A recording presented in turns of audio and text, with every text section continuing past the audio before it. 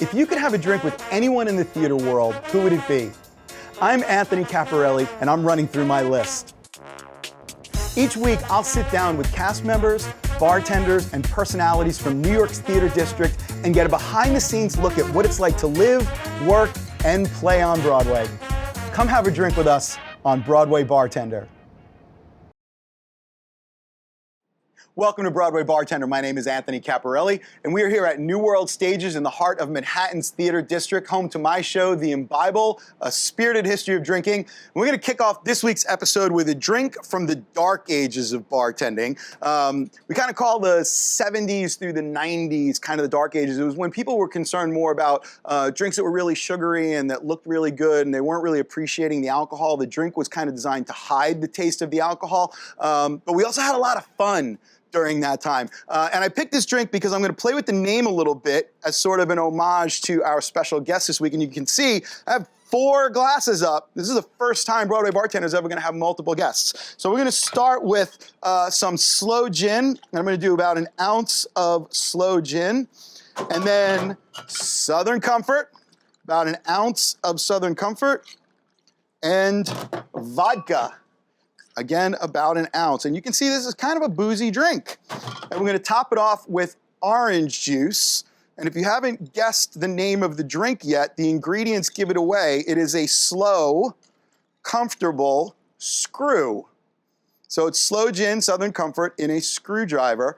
And the reason I picked it is because I just thought it was really appropriate for our guests from the School of Rock. Because one of your taglines in the show is stick it to the man. So I'm calling this the slow, comfortable screw it to the man, if that's all right with you guys. That's very, all right? That's very appropriate. So ladies first. There Thank we you so go. much. So I can't tell you how excited I am to have you guys on the show. I just saw it.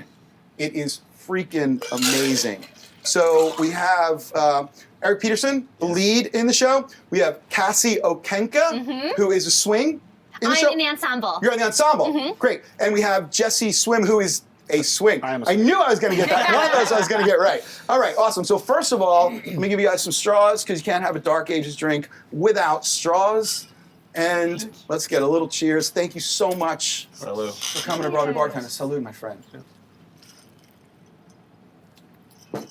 That's not bad, right? That's not bad. I mean, That's not bad at all. I know, that's what I'm But saying. it totally hides the alcohol. I feel like this is what gets you into trouble because I could have like 6 of these and then you're in trouble This because is you didn't see dangerous. it coming. Right, so like today the hottest drink out there is like the old fashioned, which goes way back. It's like all whiskey. This is the new fashioned. Sure. It's like you can't even taste the alcohol in there at all. When I first started bartending, if you could taste the alcohol in the drink, people would send it back. Really? Yeah. Oh, wow. Which is kind of weird because today, you know, if you pay $15, $20 for a craft bourbon or rye and you can't taste it, you want to send the drink back. So like it's literally been 180 degree switch. What do you think changed that?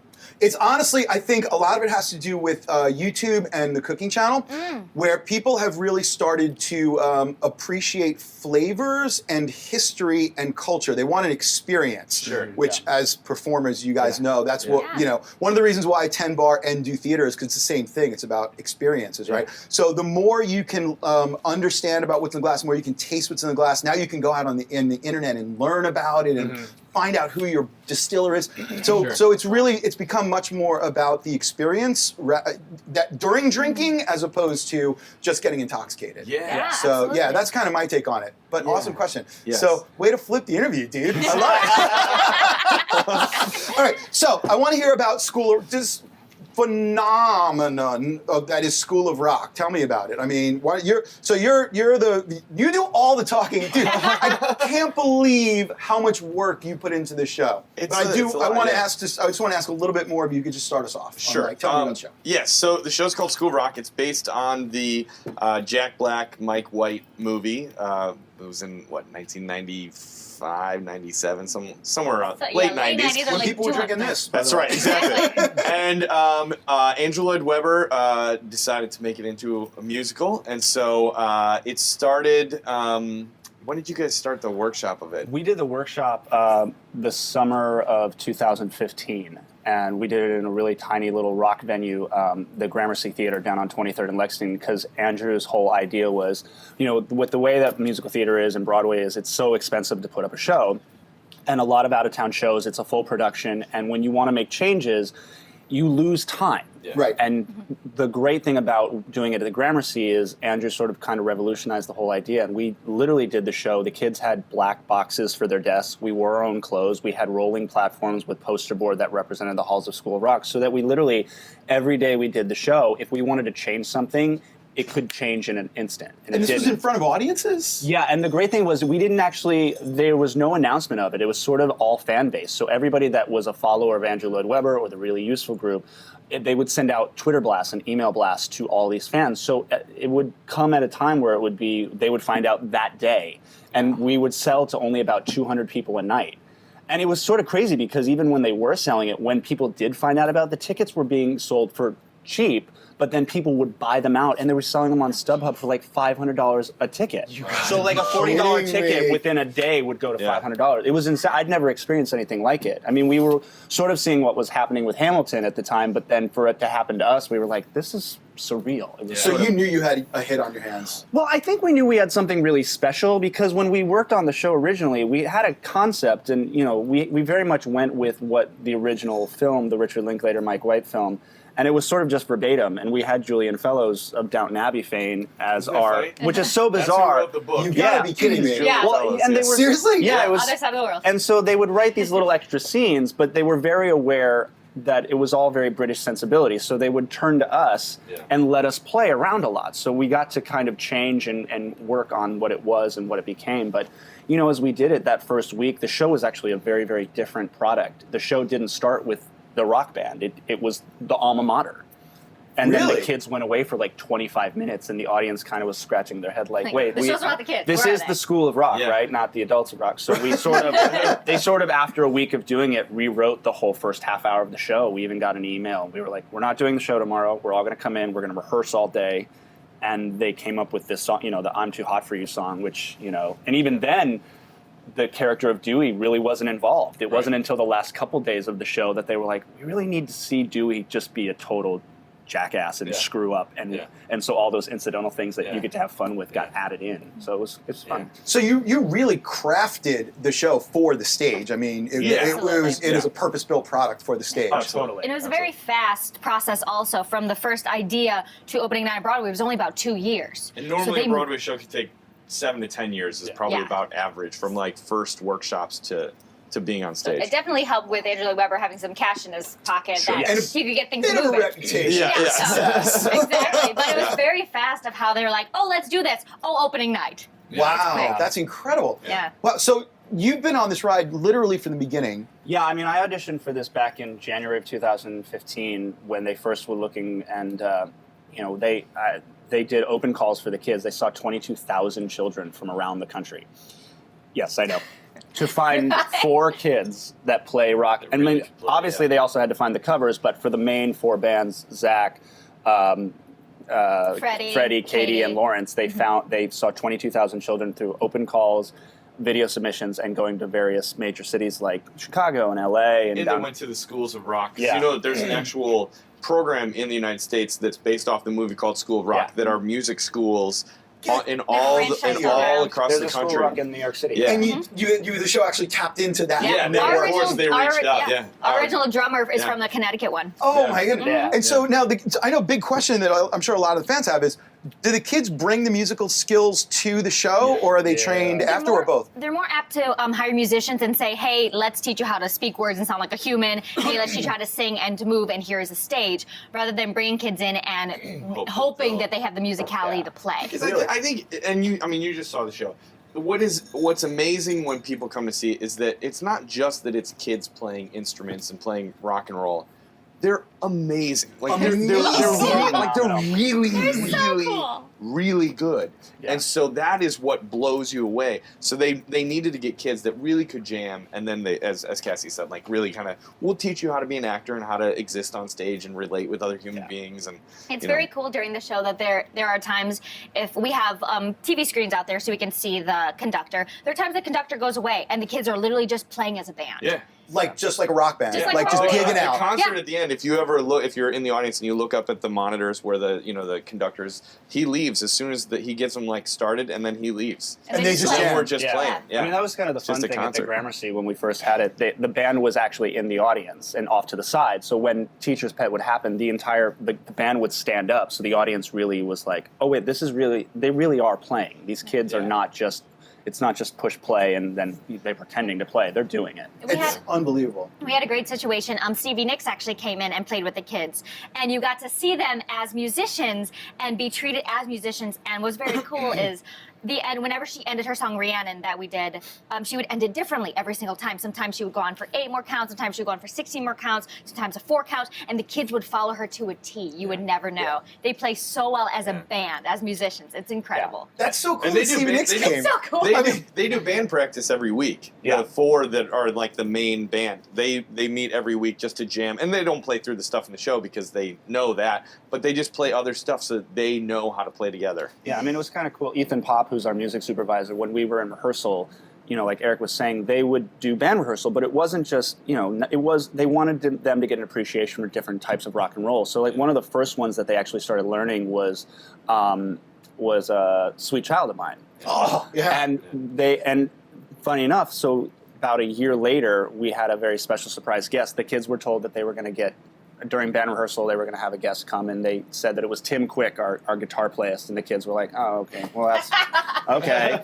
So they're playing, that really classic thing, and they've got Tamika up there singing, and all the kids playing, and all of a sudden, on camera, Slash comes walking down the staircase. You got to be kidding me. So, I mean, these kids are, and they, all of a sudden, you see in their faces, I mean, you go to YouTube and see this video, you see Brandon and Jersey, who are on guitar, their eyes are coming out of their head, and Bobby McKenzie, who was our Tamika, didn't even know he was there until the very end. They had to tell her to turn around. Yeah, because she was just singing. She was like, what, who's here? Oh! Yeah. Oh, that's unbelievable. They're so much cooler than any of us could ever Yeah, be. yeah. They're so cool. I question my life choices. Here's the scary thing. How old are the average age of the band kids? Youngest is 9, oldest is 14. 14. Yeah. So if they're that cool at that age, I know. They're dude, I don't want to meet them as adults. I'm not even in the same room with them. Listen, one of them said, I'm not going to say his name, but he knows who he is. The other day, we were, somebody was saying, there's like a box with Sharpies for when we come out of the theater. We can, sign people's playbills and stuff. And somebody said, hey, do you have a Sharpie? And he was like, I don't sign. It makes my signature worth more. And I was like, Oh, he's like 11 years old. And I was like, Oh, Lord. you need to punch yourself in the face right now because that is ridiculous.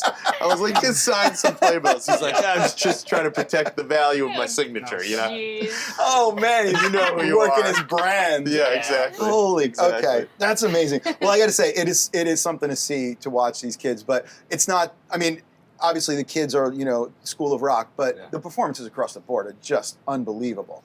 I mean, so in terms of being with the show, this, from the beginning, I don't know that a lot of people are aware who are outside of the theater world how much work goes into creating a show and how much it can change before it actually ends up on Broadway. I mean, talk a little bit about, so first of all, not everybody gets that, right? I mean, not every show has the ability to put up a fully realized version of itself, Right. And see how it works. Usually it goes through a process of most shows. You're going to do, playwright or, songwriting team will come up with an idea.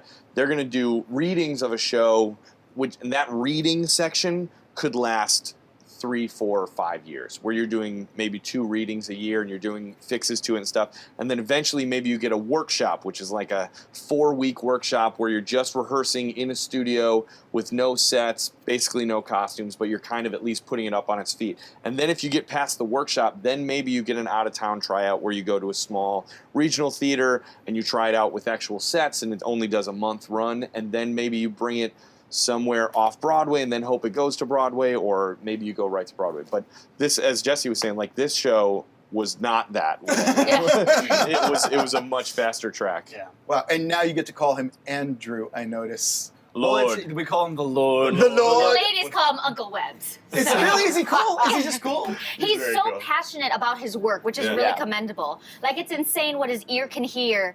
When they're going over orchestration, they're like, oh no, I want the guitarist to play this. Well, I want this on piano. Well, I want the drums. I want this ga ga ga ga. It's a genius at work, literally. Wow. It's very It's cool. still trippy to meet him. I mean, I've only Oh, met him a it's couple surreal. times. I mean, Jesus Christ Superstar is like the greatest thing ever. Dude, that's it for me. And like, That and Godspell, that's yes, it for and me. like, Yeah.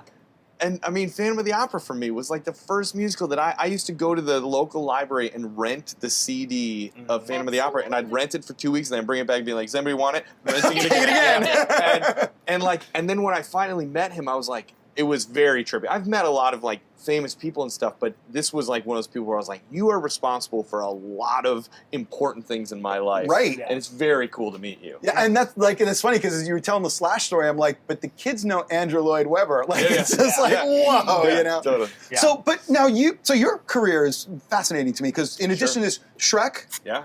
Yeah. touring, Yeah. you've done tours, and you've Yeah. done a bunch of TV work Yeah. too, right? Yeah. So I know when I work with actors, it's really hard to get people to switch modes from like stage Sure. to film to television. Yeah, Talk a little bit though. How do you do that? How do you manage That's that? a great question. I love doing both. I mean, I came up in the theater, so that's like where my training is. That's what I went to school for. really? So I always loved it. I basically lived in New York for about 8 years, did a lot of theater, and then I was doing the Shrek the musical tour.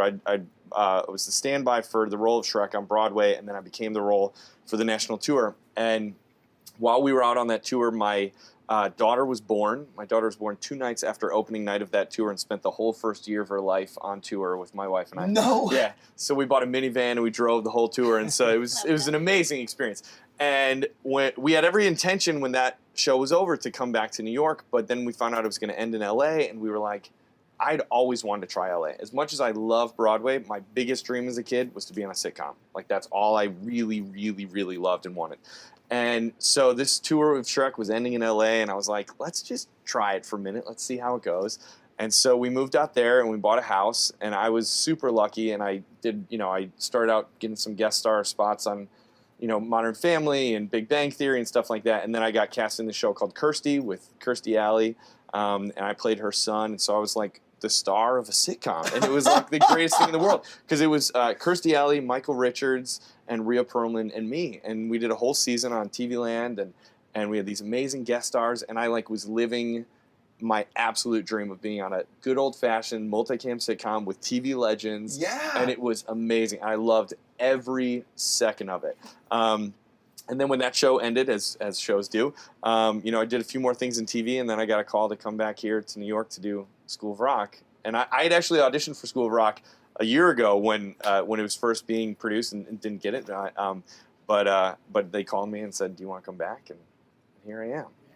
Congratulations. I didn't answer your Cheers. question. No, but I was going to ask it again because I want to know. That was not Because good. when That you're was not on a good answer, stage, yeah. dude, you are a presence. You Sure. are a force to be reckoned with. It Sure. would blow the lens off a camera. Yes. I mean, the old adage of between, stage acting and screen acting is that, the camera's right there, it's got you. A friend and I, we always would make this joke about TV acting where we'd be like, okay, this is your TV audition. You just found out that your father's died and it was your fault unknowingly that you killed him, and go. And so we give this horrible thing, and then my reaction would be like, and we'd be like, whoa, dude, the camera's right here. Okay, calm it down. Way too big. It's not theater. You're not playing to the back row. Let's try it again. You just found out your father's died, and it's your fault. Too much. That's too much. What are you doing? Get on. So we would make this up. So there is some truth to it that, when you're performing on stage, it is a lot more of playing to a back row. Mm-hmm. And then when you're doing screen acting, it's just trusting that the camera's there. And if you just think the emotion, it will be read, right? But for me, the way that I've always, yes, there are levels and knobs that you adjust in performance, but I really am a strong believer of if you connect with the people that you're on stage with and you really look them in the eye and really hear what they're saying, whether it's on a Broadway stage, an off-Broadway stage, or a multicam show, or a single cam film, if you're really listening and you're really connecting with the other people in the scene, it'll work. It'll Wow. work. So it's the communication that's just innate at some level. Absolutely. And it's got to be real. It has to be real. Dude, I love that's great advice, Yeah. man. Seriously, that's Acting awesome. lesson, here we are. I didn't know. No, seriously, That was that's good. amazing. And dude, seriously, an unbelievable performance. I was actually really quickly though, as you know, do you do anything special to take care of your voice? Because dude, you rip on that I shouldn't thing, be drinking man. this. I do. That's the most challenging part of the show. Physically, it is exhausting. It's a lot of running around. I burn a lot of calories. I'm jumping off of desks, picking kids up, you know, playing guitar. So I sweat a lot, and it's like the physical part does take some upkeep. I got to do a lot of stretching before and after. But the hardest part of the show, really, for me, is vocally protecting this. And it's still. I mean, I'm 6 months into my run, 5 months into my run. And I'm still learning spots that I can turn it up some and also turn it down some and trust that the show is okay without me screaming, right? A lot of it is, singing-wise, if I'm singing correctly, it's not terribly hard to sing. But a lot of it is the scene work when you're, like, shouting at the kids. And what I've learned through the process of doing the show is that sometimes it can seem like I'm shouting, but I'm actually sort of singing in a spoken scene, So I'll be like, get out of here, guys! You're driving me crazy. And so instead of really shredding the voice, you're almost thinking of them as musical notes and a legato kind of feeling through it. So to an audience, it'll just feel like I'm shouting, but I'm sort of protecting the chords from slamming together if it's a bit more musical. Dude, technique for days. He's not even That's touching on his amazing. warm up and warm down. I do a very long like, yeah. for hours. It's commendable of just the intensity that he takes care of his voice. Like after the show, you'll see him easily steaming and running down his scales over and over every Afterwards, night. even. It's So great. warming down, just important. Yeah, I get to the theater about an hour and a half, 2 hours before the show just to warm up vocally, and I do probably about 45-minute warm up. Because also, as you saw the show, that song Mount Rock is like the second song in the show. I noticed that. And Andrew has said that's an 11 o'clock number. Yes. Which if you had to sing that at the end of the show, you'd be great. But to sing it right at the top, you have to sort of already be totally warmed up, ready to go. Yeah. But yeah, and then after the show, I cool down, I steam, and I can't drink as much as I normally would like to drink, Oh, well, thanks for yeah. making an exception for us. Of course. And what about the guitar, man? You're a guitar player, for how long? I have been a guitar player for about 4 months, 5 months. So And he's been doing the show for how long? for about 4 or 5 months, yeah. I learned the guitar for the show. For the show? Yeah. I knew like 3 or 4 chords on a basic and I'd pick up a guitar here and there. But really, I was not a guitar player. And when I went in for my audition, I remember I was really worried because I felt great about singing, I felt great about the comedy and the acting and stuff. But I was like, I'm not a guitar player. I don't have skills to shred. Right. And I went in and I had my audition. And they're like, and we did all the singing stuff. And they're like, all right. So our director Lawrence Connor was like, so did you bring in a guitar? And I was like, I did. And he's like, would you like to play it? And I was like, sure. And I played a couple chords. And I was living in LA at the time, and my daughter's best friend's dad is a bass player in an 80s punk band called the Dickies.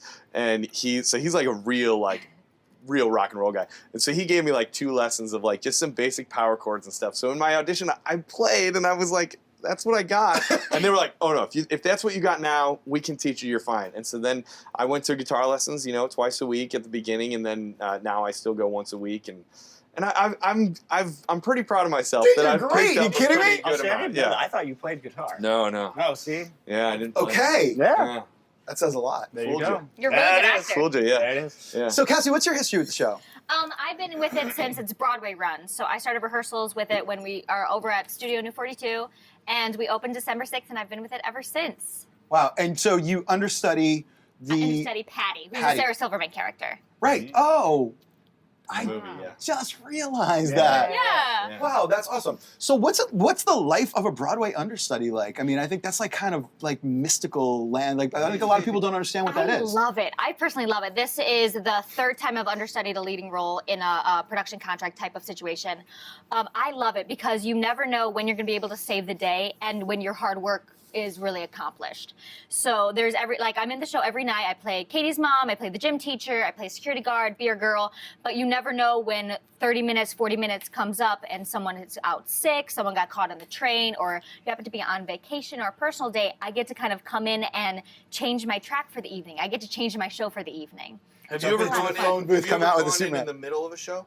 I was just going to ask that. Not in School of Rock, but in other shows. Yeah. Actually, Jen Gamatis, who plays our Rosalie, she was Glinda out on the Wicked tour, and I actually got to cover her as Glinda.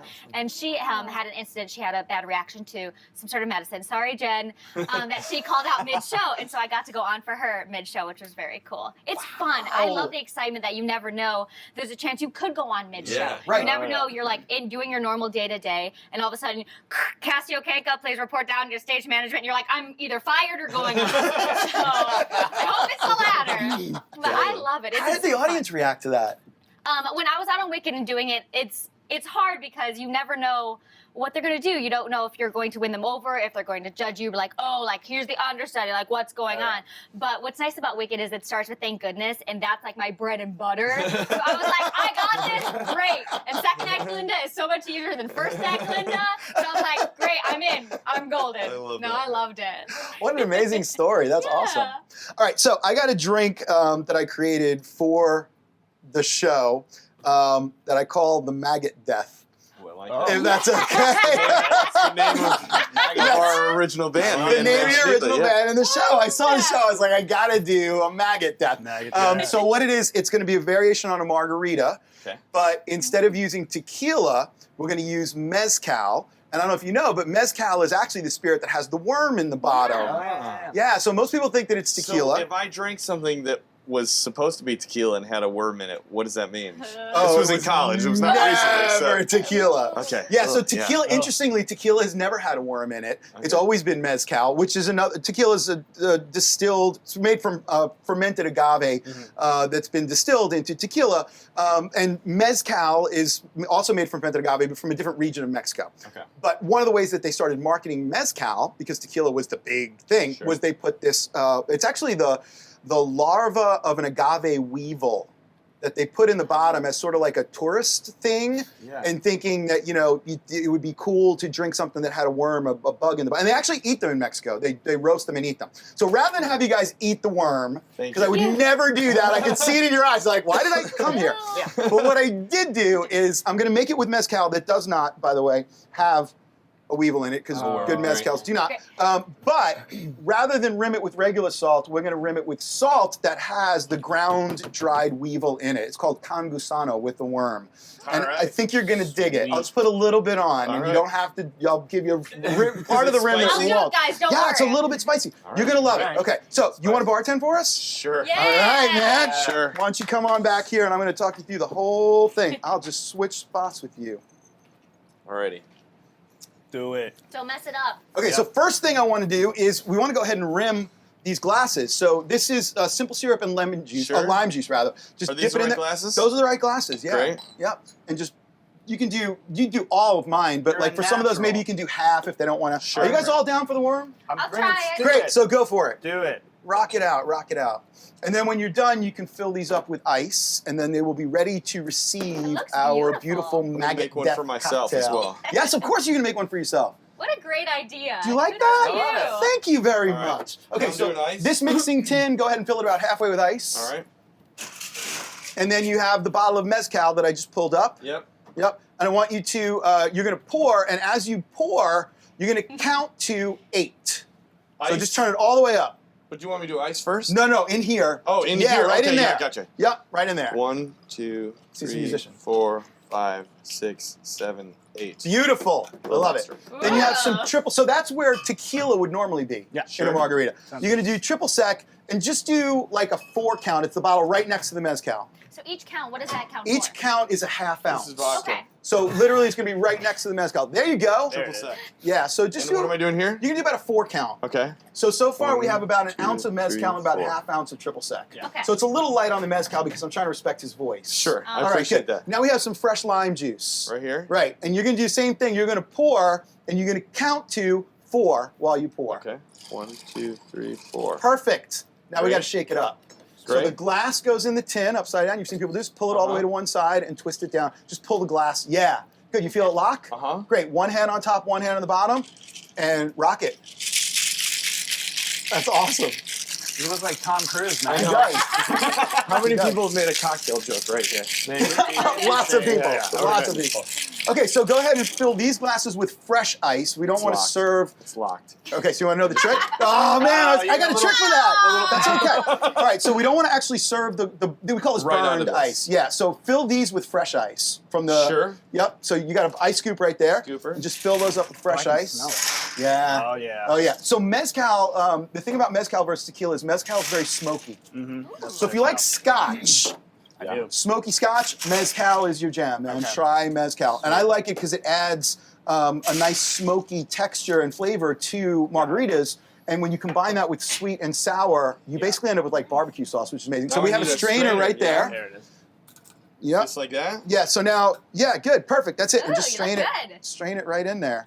You're a natural, man. I love this. If that Broadway thing doesn't work out, you can always Yeah, you can always, you can go the other way that every other actor in the whole world, right? Is start on Broadway and then go to bartending. And that is our maggot death, my friend. standing ovation. All right, so let's try these. All right. Guys, Jeez. congratulations. I mean, what a monster you guys have on your hands, seriously. And tremendous work, really awesome. Thanks, Cheers. man. Let's see what we Cheers, think of this cheers. Cheers. maggot death. I will hire you. I will good. hire you. That's Yep. awesome. Thank Good, you. I like that actually. You like that? Bite That's to it. wild. Yeah. Yeah. Yeah. Awesome. Guys, thank you so much. Website for the show? I think School of I'm Rock. pretty sure if you Google School of Rock, it's going to come right up. Rockthemusical.com. That's Make sure awesome. you're at the United States, not the UK. Yeah. Oh, We're over yeah, there, on the too. West End Right. as well. And you guys, didn't you just celebrate like your 500th show or something Yeah, like we that? did. We're at like 530 something now. Yeah. Yeah. And if you can't come to New York, There's a national tour coming There's- out. Or come to in you. the fall. really? Yeah, School of yeah. Rock National Tour. That's right. Yeah. Going around. I believe Oh, it's man. starting in Chicago, possibly. I think. I have no idea. Yeah. I think it's starting. You're like, I have No idea. Congratulations, guys. Thank you so much. I Thanks for appreciate it. having Oh, us. my Thanks for pleasure. having us. Folks, thanks for tuning in to Broadway Bartender. You can check us out at BroadwayBartender.com. Get all the recipes, links to School of Rock. Drink well, drink responsibly. Cheers. That's good. That's good. Yeah. I like this one better. Not the We're one. at- Thank you, guys. That was awesome. That was fun. Thank you, man. Go. Please come see the Imbible anytime you guys Yeah. are, all right? Please. Love the word, yeah. Thank you. Really great, man. Fantastic. This Thank was you. Really fun. great. Wow. Yeah, let's shoot Really? picks. Woo.